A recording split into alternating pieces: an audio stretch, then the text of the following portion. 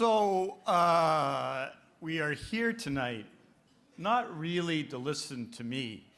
And you know, it's always a risk, and I admire the organizers tonight for inviting me. I have on a single day spoken for 4 hours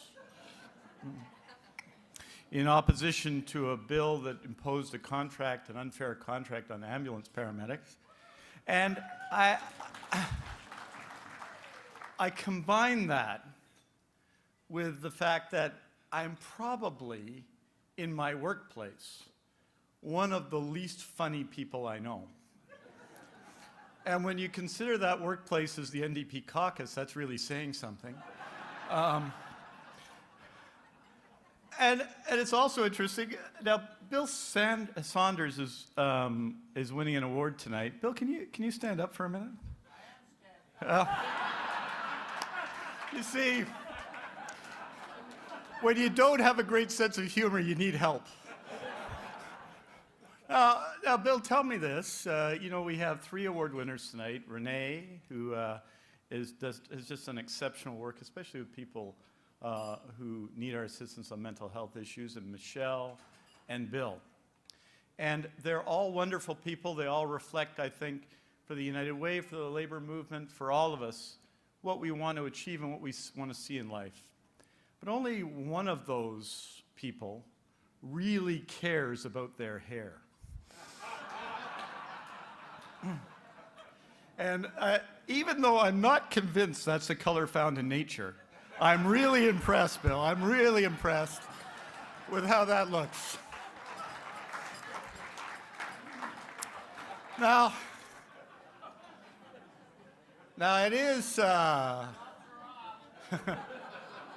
as all of you know, Bill will be speaking later. So I'm going to move on to the thrust of my speech, which is to say, first of all, a real word of thank you to Pacific Blue Cross for all the work they do in the community every year, not just sponsoring this dinner, but the work they do in support of people when they need help. And, you know, for someone like me, I should say that I have, and have had for decades, type 1 insulin-dependent diabetes. And the difference between the coverage you get when you have benefits like that provided by Pacific Blue Cross and what you have when you don't is the difference often in life, to be very serious moments, between losing a limb and not losing a limb, between going blind and not going blind, between visiting emergency rooms and not visiting emergency rooms, indeed, between living a long and full life and not.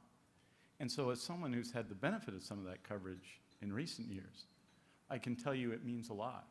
And it means a lot, the agreements negotiated with the labor movement and often employers, difficult agreements, and the coverage that they get from companies such as Pacific Blue Cross, and organizations, I should say, like Pacific Blue Cross, often means that difference in people's lives. So I wanted to express my appreciation of Pacific Blue Cross for sponsoring our dinner tonight and for all the work that they do.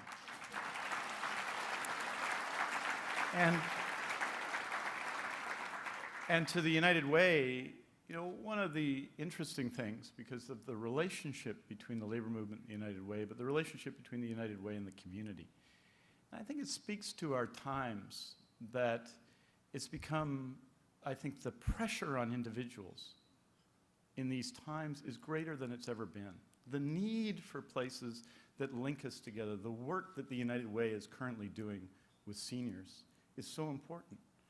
Helplines, and you know, often what happens in Helpline Senior Services, I was the health critic for the NDP for some time, you talk to people who work in these sort of circumstances, and United Way is doing innovative things and making even more innovative proposals about reaching into the community, about people who have somehow become disconnected. And the work that's being done is so worthy of support because it's finding connection.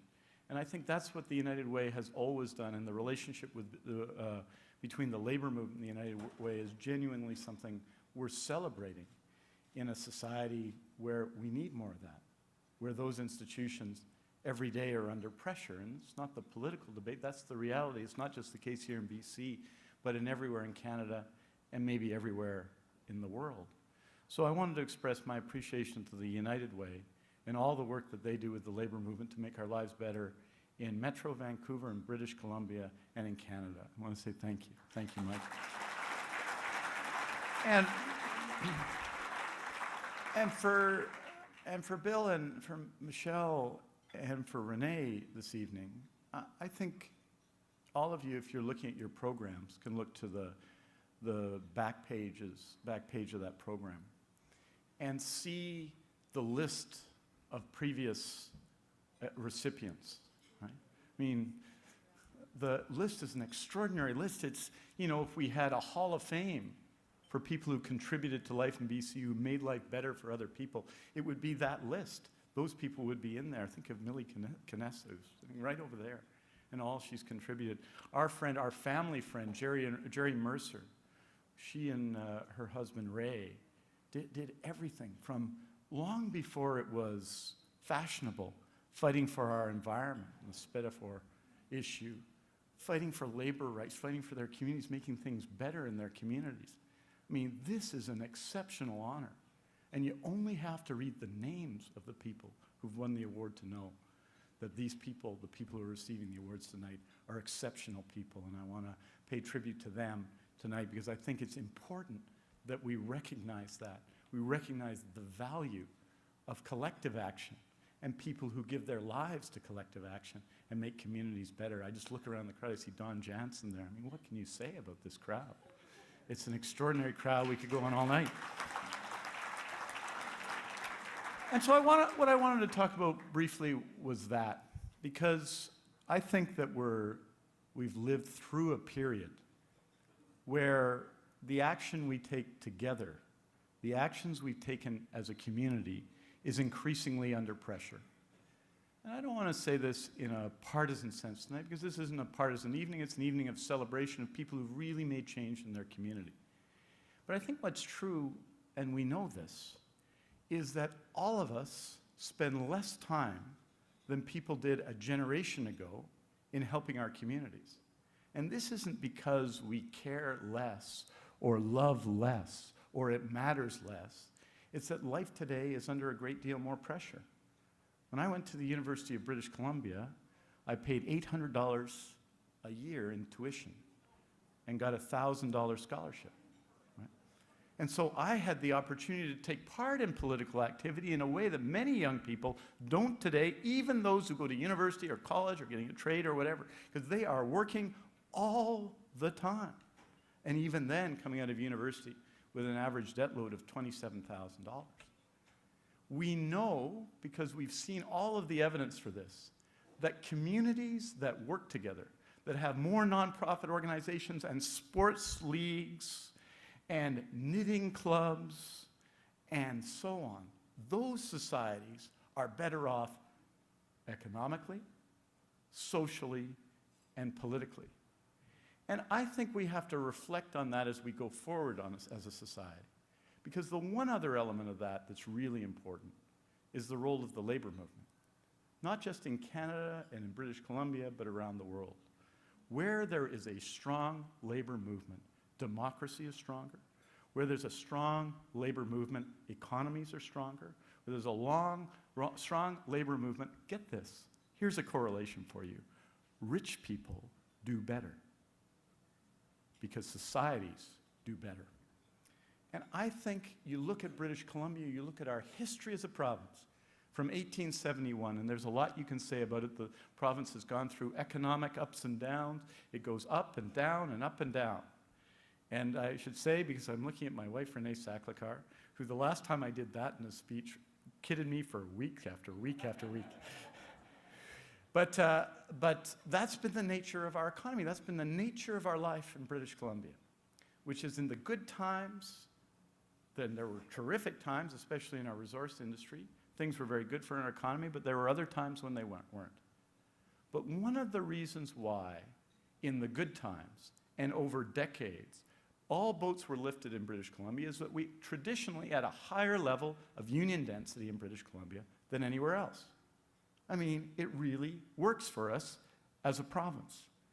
And between 2004 and 2007, roughly, we had the first period in our province's history, where overall economic growth was extremely high, and all boats weren't lifted.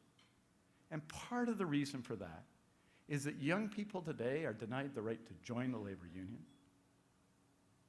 that employment standards for those that don't join labor unions are not enforced in our province in any way that could be reasonably considered adequate.